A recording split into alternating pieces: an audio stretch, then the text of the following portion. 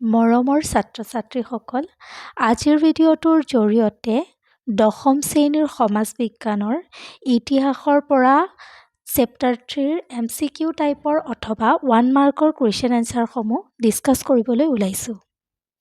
ইয়াৰে প্ৰথম প্ৰশ্নটো দিয়া গৈছে, ব্ৰিটিছে অসমত কেতিয়া চাহ বাগান স্থাপন কৰিছিল?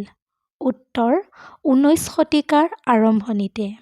নেক্সট কুৱেশ্যন নম্বৰ 2ত দিয়া গৈছে, ফুলগুৰি ধাৱা কেতিয়া সংঘটিত হৈছিল? উত্তৰ 1861 চনত ফুলগুৰি ধাৱা সংঘটিত হৈছিল। নেক্সট কুৱেশ্যন নম্বৰ 3ত দিয়া গৈছে, ফুলগুৰিৰ কৃষক বিদ্ৰোহক কোনটো জনগোষ্ঠীয় সম্প্ৰদায়ে নেতৃত্ব দিছিল? উত্তৰ তিৱা জনগোষ্ঠীয়ে। কুৱেশ্যন নম্বৰ 4ত দিয়া গৈছে, ৰঙিয়াৰ কৃষক বিদ্ৰোহ কেতিয়া সংঘটিত হৈছিল?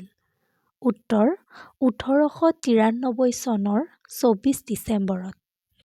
কুৱেশ্যন নম্বৰ 5ত দিয়া গৈছে, কোন চনত জয়ন্তীয়া ৰাজ্য ৰজা ৰাজেন্দ্ৰ সিংহৰ হাতৰ পৰা ব্ৰিটিছৰ হাতলৈ যায়? উত্তৰ 1835 চনত। কুৱেশ্যন নম্বৰ 6ত দিয়া গৈছে, জয়ন্তীয়াসকলে কেতিয়া জোৱাইত থকা ব্ৰিটিছৰ ছাউনীত অতৰ্কিতে আক্ৰমণ কৰে? উত্তৰ 1862 চনৰ 17 জানুৱাৰী তাৰিখে।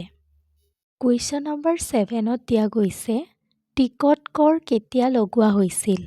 উত্তৰ 1858 চনত।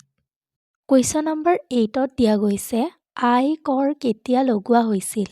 উত্তৰ 1860 চনত। কুৱেশ্যন নম্বৰ 9ত দিয়া গৈছে, তুলাৰাম কোন আছিল? উত্তৰ ডিমাচা কছাৰীসকলৰ নেতা আছিল। কুৱেশ্যন নম্বৰ 10ত দিয়া গৈছে, ভাৰত ত্যাগ আন্দোলনৰ অসমৰ দুগৰাকী মহিলা শ্বহীদৰ নাম লিখা। উত্তৰ কনকলতা বৰুৱা আৰু ভোগেশ্বৰী ফুকননী। কুৱেশ্যন নম্বৰ 11ত দিয়া গৈছে, ব্ৰিটিছে অনুজ্ঞা কৰ কেতিয়া লগাইছিল? উত্তৰ 1860 চনত। কুৱেশ্যন নম্বৰ 12ত দিয়া গৈছে, 1857 চনৰ বিদ্ৰোহৰ অসমৰ এজন শ্বহীদৰ নাম লিখা।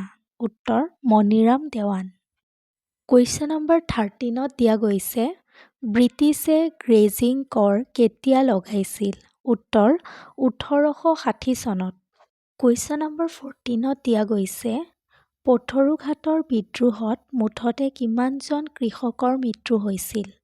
উত্তৰ চৰকাৰী মতে 15 জন কৃষক আৰু বেচৰকাৰী তথ্যৰ মতে 140 জন কৃষকৰ মৃত্যু হৈছিল।